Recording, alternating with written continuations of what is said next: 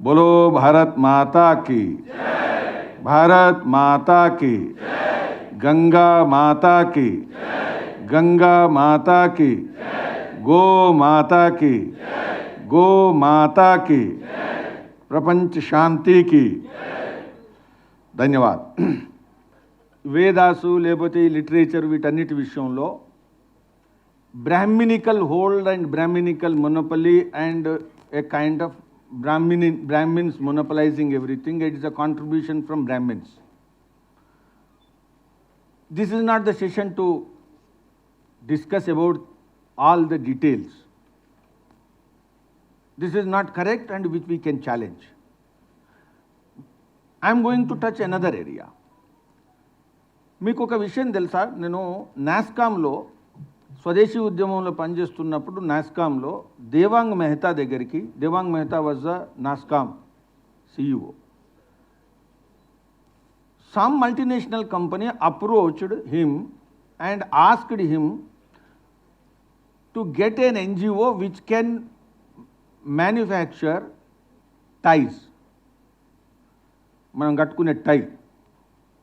ఈ టైస్ విషయంలో అతను ఏమన్నాడంటే NGO టైస్ అంటే we're interested as corporate social responsibility to give it to self help groups or such kind of women. వాళ్ళు గుజరాత్లో దాన్ని చూసినప్పుడు ఏమైందంటే ఫస్ట్ డిజైన్ కావాలి. డిజైన్ కావాలంటే ఒక మహిళ దగ్గరికి పోయి దేవాంగ్ మెహతా మాట్లాడిన తర్వాత ఆమెకు టై డిజైన్ చేయలేదు అన్నాడు లైఫ్లో. ఆమె ఏమందంటే నాకు టై హిస్టరీ తీసుకురామని అడిగింది. So Devang Mehta collected the history of tie and he gave it to her. అది మొత్తం హిస్టరీ మొత్తం చదివిన తర్వాత then she created a design. And without the surrounding knowledge you cannot have a creative design. The point is that. సరే దానికి వేరే story ఉంది. ఆయన 1 million టైస్ కావాలన్నాడు, అది ఎట్లా అయింది. That is a story which was useful for me at that point of time. స్వదేశీ నేను మీతో అనదలుచుకున్నది ఏంటంటే టెక్స్టైల్ ఫ్యాబ్రిక్స్లో క్రియేటివిటీ ఏదైతుందో ఇది ఇంటలెక్చువల్ క్రియేటివిటీ లేకుండా ఇవి క్రియేట్ కావు. ఈ ప్రపంచంలో మీరు అందరూ కూడా ఒకసారి గమనించండి. అంబాసిడర్ కార్ వచ్చింది పోయింది, మారుతి 800 వచ్చింది పోయింది, ఈరోజేమో ఇన్నోవా ఉంది, రేపు ఉండేది తెలియదు, ఇంతకుముందు జిప్సీ ఉండేది కనబడట్లే. అట్లా చాలా పోతున్నాయి కదా. బెల్ బాటమ్ వచ్చింది పోయింది, నారో ప్యాంట్ వచ్చింది, బెల్ బాటమ్ వచ్చింది, బెల్ బాటమ్ పోయింది, ఇంకేదో వచ్చింది, అన్నీ వచ్చినాయి, ఎలిఫెంట్ అని ఇవేమో వచ్చినాయి కదా అన్నీ. ఇవన్నీ కూడా creative designs. I'm not saying nothing wrong about them. But the point is ఈ దేశంలో చీర వచ్చింది ఇంకా పోలేదు.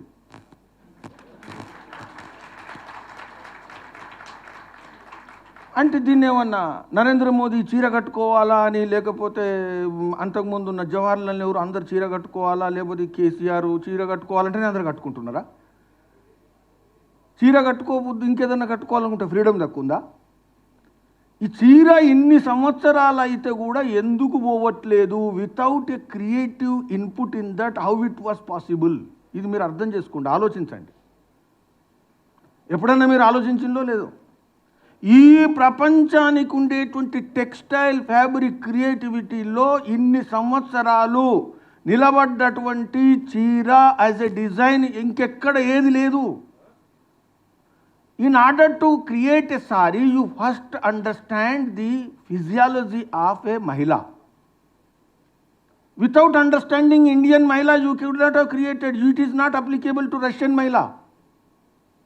Without understanding the atmosphere, climate, you cannot create a design.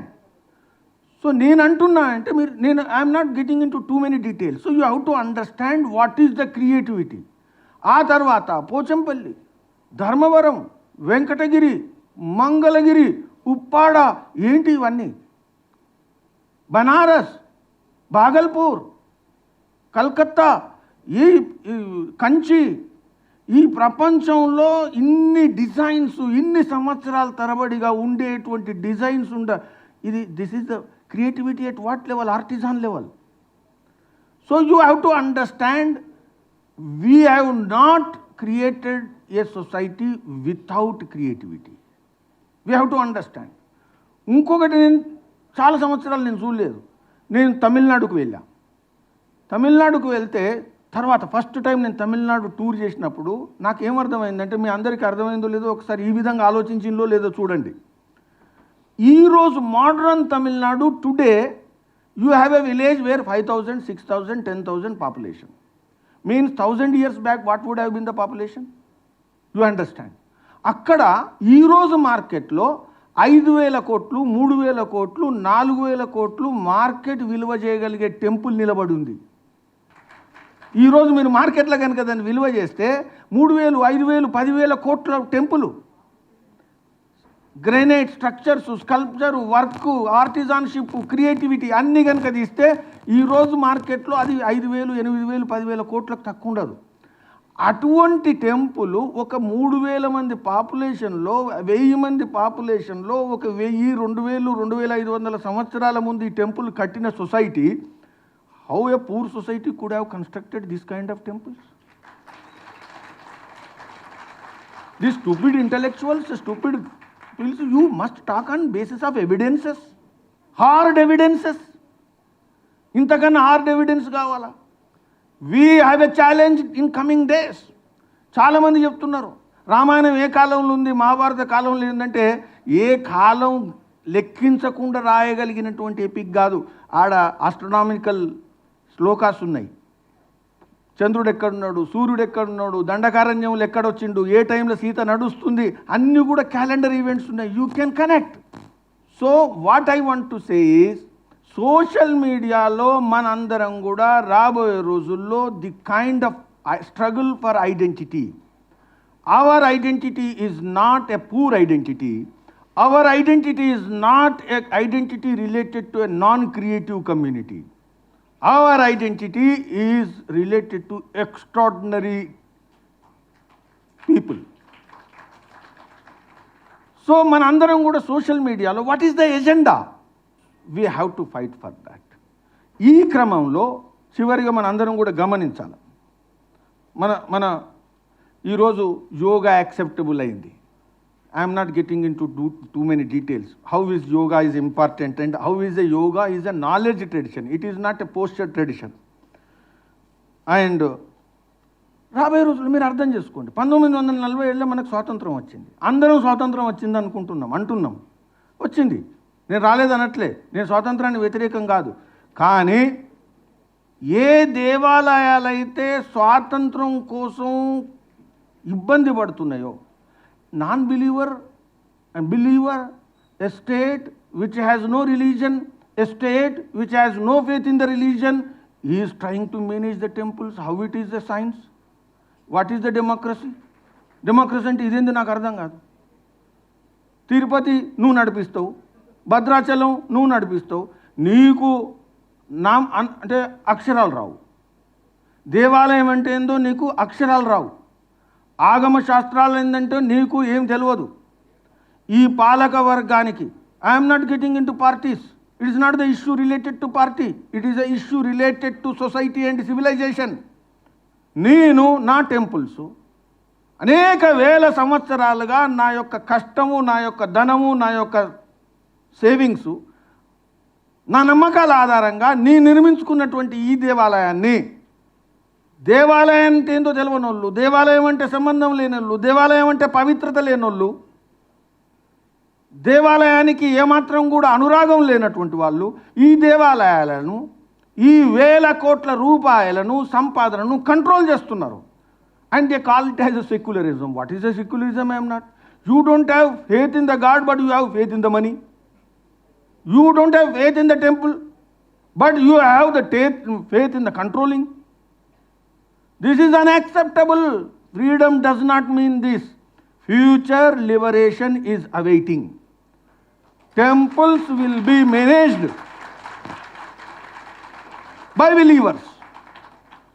There are too many issues I am not getting into. That is a future social media agenda.